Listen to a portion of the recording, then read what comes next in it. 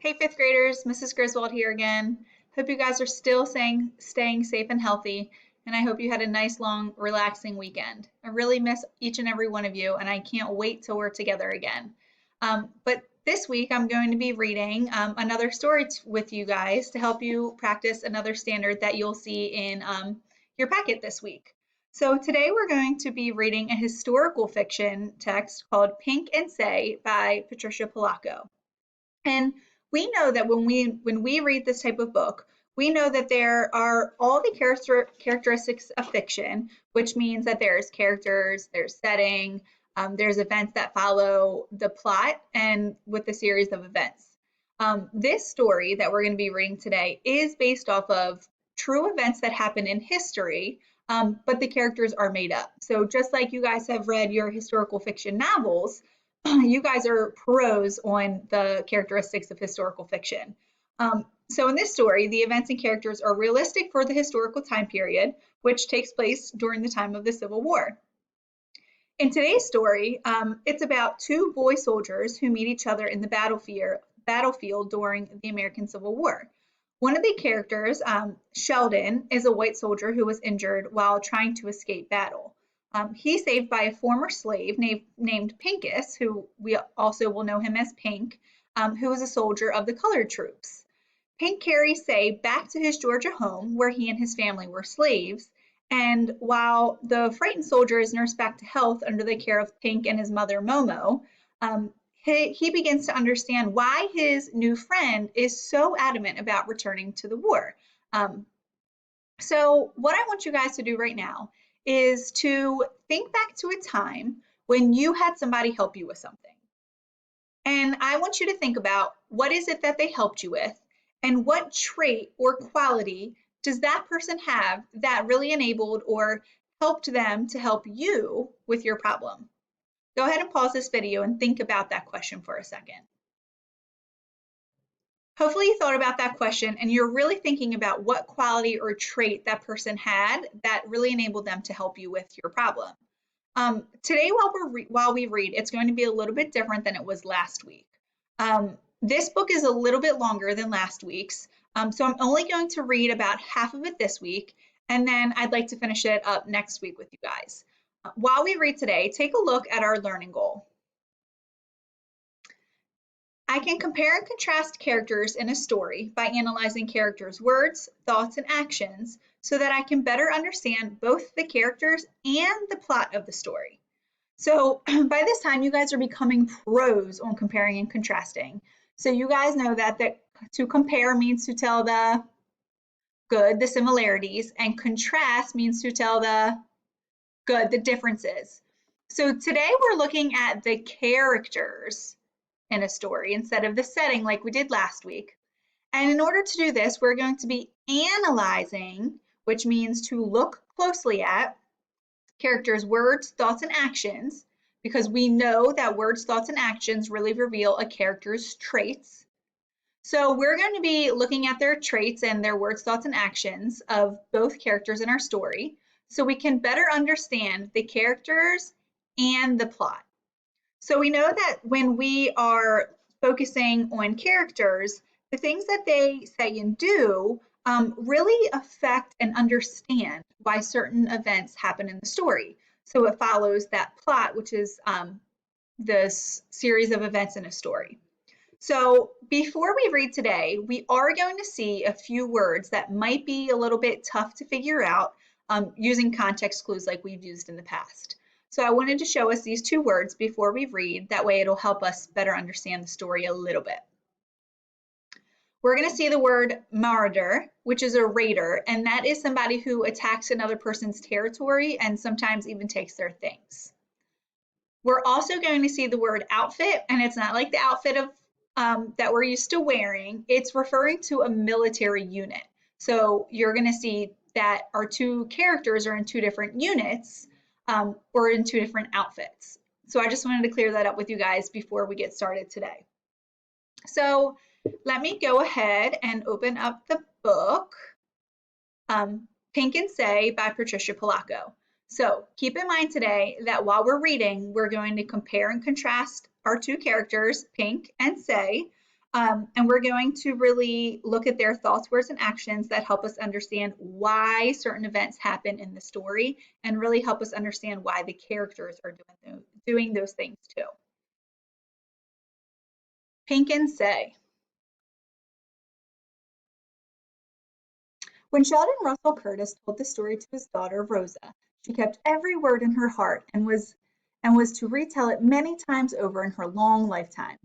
Sheldon had been injured in a fierce battle and was left for dead in a muddy, blood-soaked pasture somewhere in Georgia. He was a mere lad of 15. He lay there for 2 days, by his reckoning, only to slip into unconsciousness and fever. He was rescued from this field by another lad who had also been separated from his company. I will tell it in his own words as nearly as I can. I watched the sun edge toward the center of the sky above me. I was hurt real bad. For almost a year I'd been in this man's war, the war between the states. Being just a lad, I was wishing I was home.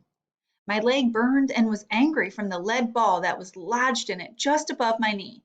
I felt sleepy and everything would go black. Then I'd wake up again. I wanted to go back to our farm in Ohio, and sometimes, when I'd fallen into one of them strange sleeps, I'd be there with my ma, tasting baking powder biscuits fresh out of her wood stove. Then I heard a voice. For a moment I thought I was fever dreaming, but then I felt strong hands touch my brow, splash water in my face. So we know the man right here, this is the one telling the story because you can tell that he's the one lying down and who is injured. Being here, boy, means you gotta be dead, the voice said as he gave me a drink from his kit. Where are you hit?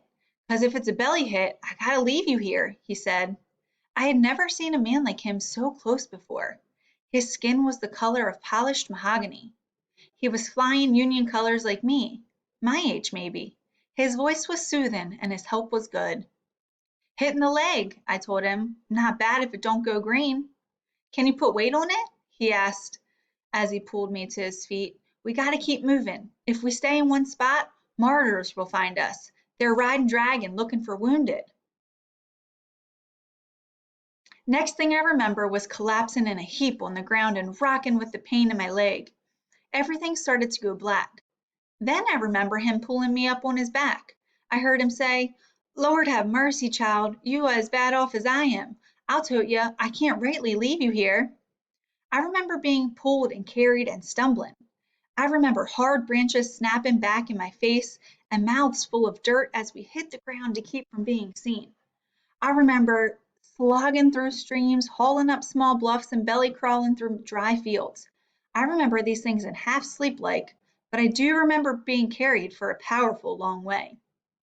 So if we stop right there and we think about our two characters, we don't necessarily know their names just yet, but we do know that they are Pink and Say based off of the title. So right now we know that the man who's hurt, he is describing the other man that is helping him.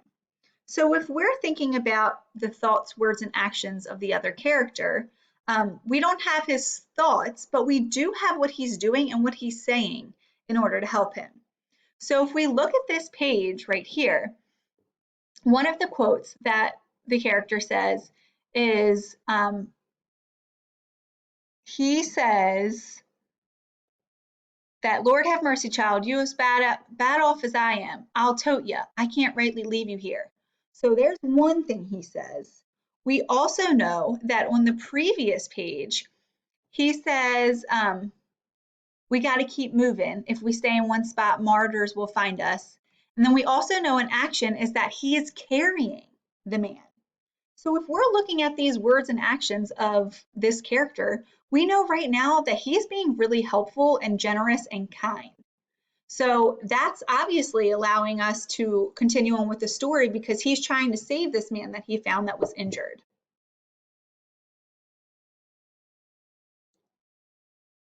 Then fever must have took me good because I could feel a cool, sweet-smelling quilt next to my face. Soft, gentle, warm hands were stroking my head with a cool, wet rag cloth. Look at that morning that's coming, a woman's voice said as she spooned oat porridge into me. Does your mama know what a beautiful baby boy she has? Where am I? Is this heaven? I asked. She tossed her head and laughed. No, child, Pincus brung you home to me. Don't you remember? The mahogany child, I thought. Both you children been on the run for days, and a miracle of God Almighty brung you both here. Yes, indeed, child, a miracle. I remember thinking, could this war have been so close to a lad's home? I couldn't imagine having a war right in his backyard.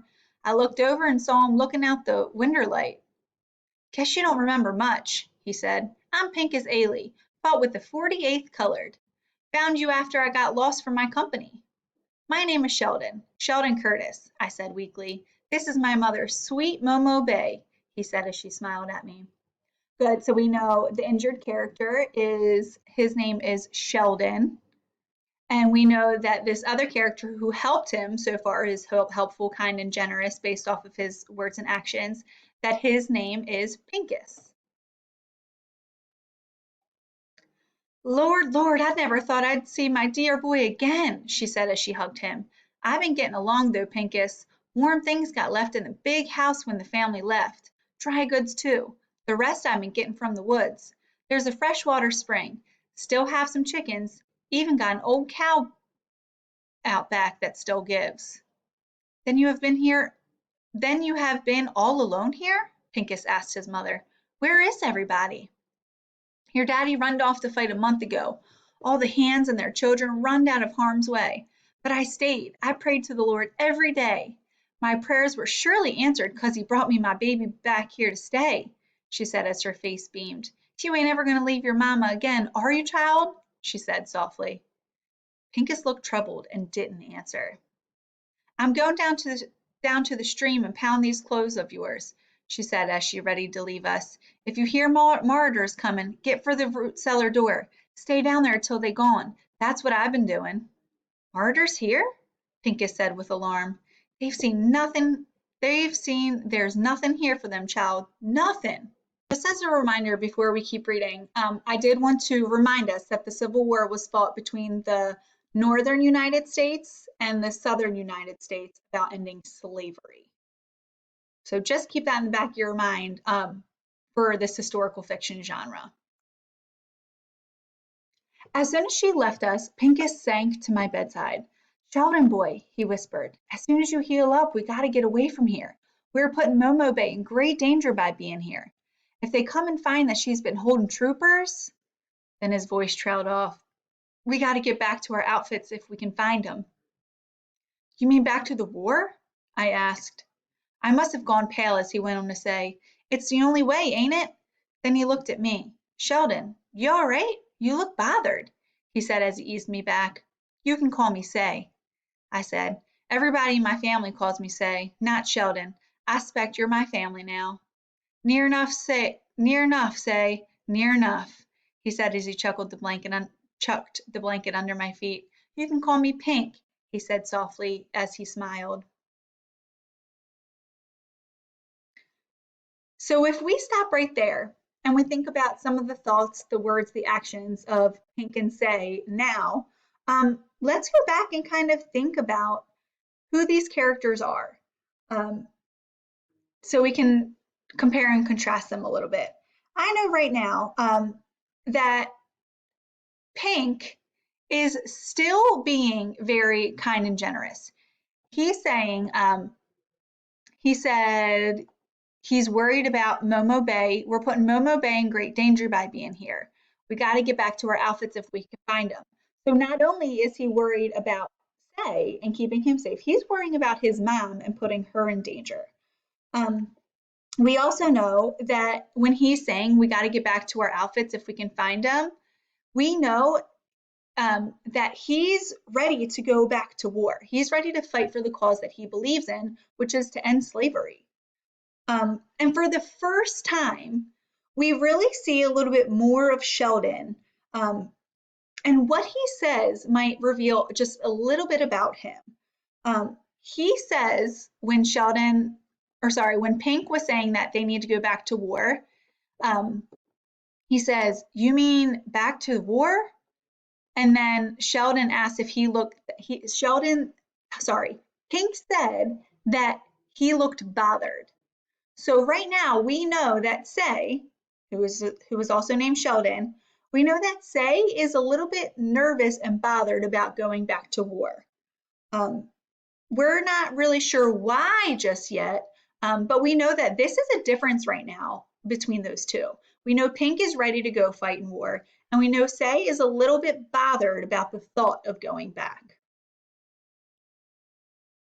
For the next week, Momo Bay fed us both up good. Raw milk and cornbread never tasted so good in all my born days. It were the first time in months my victuals didn't have any mealy worms in it. She saw to it that I tried to walk a little every day. So that mean looking leg don't go stiff on you and cripple up, she'd say. This place wasn't that much different from our farmhouse in Ohio. More poor maybe, but it smelled the same, like pine boards and good cooking. A mess of beans with salt pork, cornbread, greens, and onions. When we slept, she sat near us, stoked the fire, and watched over us. Never thought I'd feel safe enough to sleep deep again. My mother and Kalo, my father, jumped the broom. Sorry, my mother and Kalo, my father, jumped the broom on this very spot, Pink said as he walked me on my first day outdoors. And that there was the master's house, Master Ailey, Pink spoke quietly as he helped me along. How come you have his last name? I asked. Boy, when you owned, you ain't got no name of your own. Even Kalo had to take that name. As we rested under the willow tree, Pink asked me about my family back home. Got one brother still at home to help run the place for Pa, I answered. What was your outfit again? Pink asked. He asked me before. Ohio 24th. I carried the staff. Wasn't supposed to carry a gun, but then so many died, even us boys had to carry after so many were slaughtered like hogs. At least you got to carry. In the 48th, we couldn't have guns at first. We fought with sticks and hammers and sledges. Can you imagine not trusting us with our own fight? I couldn't imagine such a thing. Then, when they did finally give us muskets, they were from the Mexican-American War. Those muskets jammed and misfired. Then how in God's name can you want to go back? I asked. 'Cause it's my fight, Say. Ain't it yours too? If we don't fight, then who will? I had no answer for him, but God forgive me, I didn't want to ever go back to it. After a few more days, I could walk a little steadier, but still needed help. Pink took me out by the big house and walked me out through it. Weren't much left of it, really. It was mostly burned out. Master Ailey had a library full of books right here, he said. He taught me to read, even though it was against the law. He must have been a good man, I said. More bad than good, Say. Sometimes I think he just liked being read to. There was this book of poetry. There was this book of poetry, Say, that was this thick. Every night I'd read out loud to him from that book. I blessed this house because of all those beautiful books, but I cursed it too for what it stood for. We walked a bit further. To be born a slave is a heap of trouble, Say, but after Ailey taught me to read, even though he owned my person, I knew that nobody ever, ever could really ever own me. You feel hot, Pink, I said. Lord, I think you're as sick as me. Let me fetch you back to the house. It'll be fine, boy. Just a little tired, that's all. I'll be ready to fight, though. I'll be ready to fight. So if we stop right there, we can still continue to compare and contrast Pink and Say because we learn a little bit more about both of them. So I want you to think to yourself, what are some words, thoughts, and actions that share more about both Pink and Say? I want you to pause this video, reread a little bit, and see if you can come up with 2 to 3 thoughts, words, and actions that share more about both Pink and Say. Good. I wish I was with you guys to really hear what you have to say, but you'll have a chance in a little bit to discuss with me what are some things that you've come up with. But for right now, there's one thing that really stood out to me about Say, and he said, "You feel hot, Pink," I said. "Lord, I think you're as sick as me. Let me fetch you back to the house." So Say saying this to Pink is really showing us that he's kind and he's worried about his new friend. And that shows that he's similar to Pink in this way, because they're both kind and helpful towards each other. And then there's another thing that we learn about that we learn about Pink, and he says, I'll be fine. I'm just a little tired, that's all. I'll be ready to fight though. I'll be ready to fight.